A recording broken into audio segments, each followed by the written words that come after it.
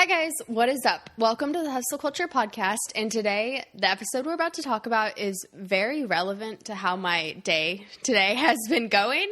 But first, I want to tell you what book I'm reading.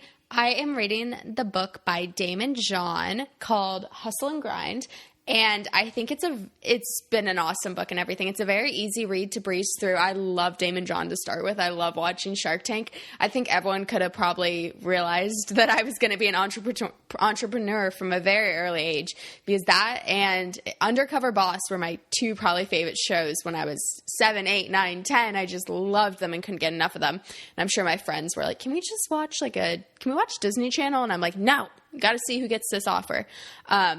Really good book, 10 out of 10, would recommend. True Sloan fashion, I did not buy the book. I got it from the library. Pro tip, I read so much that if I bought every book, I would be flat broke. Although I do love supporting my authors that I like and everything, so I will purchase the book. If it's a very good book, I'll buy it, but if I'm just reading it for the first time, I don't normally buy it. Today's episode is Zoom etiquette. So how I do things is I set aside a day where all I do that day is essentially Zoom meetings and everything. It just makes my day go much better. I listen to a guy on YouTube. I think his name is Modern Health Monk, and he recommends batching along with Matt Diavella. I know they both do the batching technique where you just sit down and grind out one set of tasks versus switching, because when you multitask, you're not really multitasking. You're doing two tasks, but you're not giving them 100%. You're doing one at 50%, one at 50%.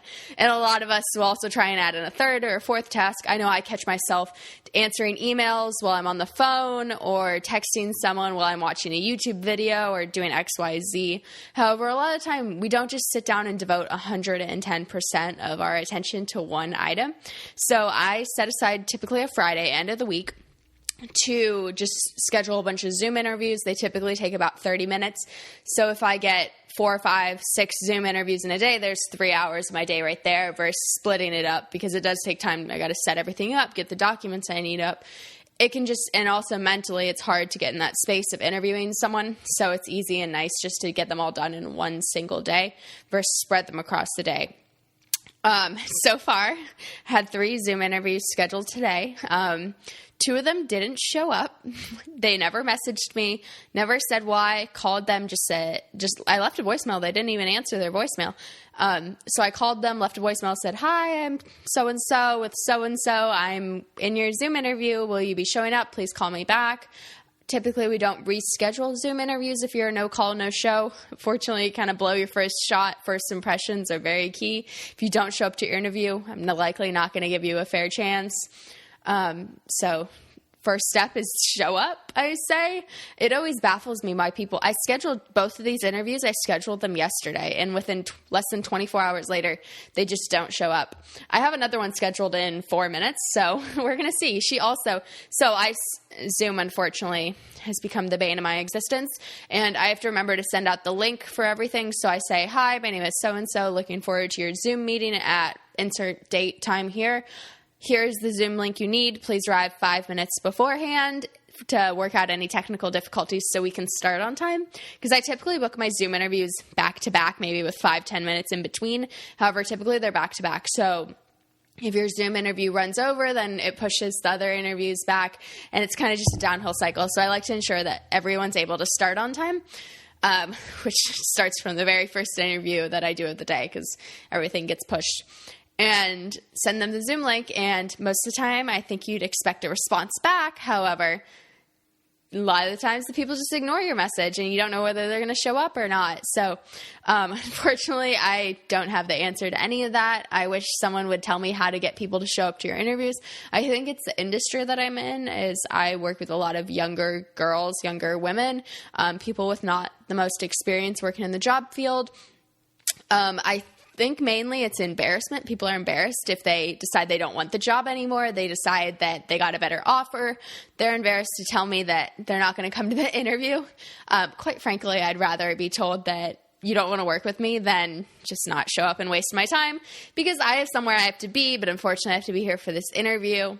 And so if you're not going to show up, please let the person know. But that's just across the board for all interviews. I said this in the last podcast about interviews. Always let the person know if you're going to be late, XYZ. something that I definitely have seen come up during Zoom interviews in particular is I think people think it's a lot more casual, probably goes with why people don't take them seriously about showing up, is people, you'd be surprised more how many times I've had people come on the camera in their pajamas. It just baffles me so much that people think that's appropriate for an interview. I'm assuming it's because you're in your own house. You don't actually have to go anywhere. And sometimes I am in my pajama bottoms. However, I always make sure I look presentable for what you can see on camera. It just always baffles me. People don't go into a quiet room, so I get to hear everyone else's in the house's conversation. It's very hard and very distracting to just talk to you, which I understand. A lot of people are in this situation. They can't get away from their family. They don't always have a quiet room to go to. But let me know that beforehand. Be open and honest. If you're going to have your child in the interview, obviously I understand people are lacking childcare right now. I understand that very well. But if your child's in and out of the Zoom interview, if you have a baby who's crying, maybe we can reschedule around the child's nap time. Obviously, there's so many variables that go into this, but I think the bottom line is professionalism does not stop just because it's a Zoom interview. I hate Zoom interviews with a passion. That's become a thing. Technical difficulties. I always ask the girls to arrive 5 to 10 minutes beforehand because a lot of these people do not know how to work Zoom, and unfortunately, we spend the first 5-10 minutes of the Zoom interview saying, hi, can you hear me? No, you can't hear me. Your camera's off. Why is that blurry? No connection, XYZ. And then before you know it, time's gone by and I don't have as much time as I'd like to actually talk to you. So that's definitely something I've had to encounter. It's just been my main thing and my main issue with Zoom interviews is people don't take it seriously. They think it's so personal because you're in your living room, you're in your bedroom or anything. They don't take it seriously. In your bedroom, I have had people lay down on their bed while they're Zoom interviewing me. It's so bizarre to me. I'd like, you'd never come say you're going to work at a tech office. You'd never just sprawl yourself out on their couch or on their chair and just like lay down and everything. No, you'd sit up nice, straight, look neat and professional and go from there. But people think because they're in their own house, it's perfectly okay. And I don't want to be too picky about it because I understand not everyone can do it. Please do not do Zoom interviews on your phone. I can always tell when someone's on their phone, the phone's falling over. It's distracting. You're holding the phone. You don't have it propped up on a table or with a book or something like that. You're holding your phone. It's so much easier, I promise you. Just do your Zoom interviews on your laptop. It's 2021. I feel like if you have a laptop, everyone has a camera on their laptop. It just makes your life so much easier. Camera quality is so much better. Just save yourself the trouble and do your Zoom interviews on your laptop. And currently it is 1:46 and my next Zoom meeting has started and no one's there. Once again, I swear I can't make this up. I don't get it. I'm going to reach out to the person. I can tell when my messages are delivered. I've gotten very smart at telling when people have blocked me. I can tell my messages are delivered and I can tell this person is getting my messages. And clearly they just don't care enough to let me know they're not going to be showing up. So weird to me. So bizarre. I will never understand it because I think I don't know if it was just I was raised differently or I've grown to learn professionalism and everything, but I really think everyone just needs to hone their professional skills and how just to speak to people and how to respect people because it wastes so much time. I cannot stand people who waste my time. I'm a very busy person. I'm squeezing this podcast in the past 10 minutes, I've recorded straight through. I have not cut or stopped because I was hoping to be done before this Zoom interview. I'm a very busy person. I don't have time to reschedule your Zoom interviews and XYZ. So how it goes is I typically call the person beforehand, say, hi, my name's so-and-so. I'm looking at your application. I had a couple of questions.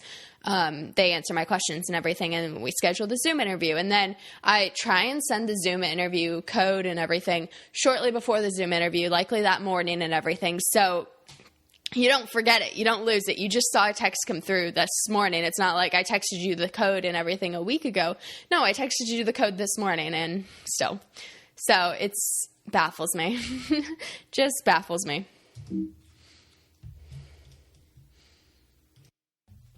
Thank you so much for listening to the Hustle Culture Podcast. If you enjoyed listening, please hop onto Apple Podcasts and leave us a review. If you did not enjoy for whatever reason, let us know what you'd like to see differently. If you'd like to help us grow, follow us on Instagram at Hustle Culture Podcast or on my personal Instagram at SLOANE KORDISH. I'm so excited to grow with you. See you next Monday. Bye.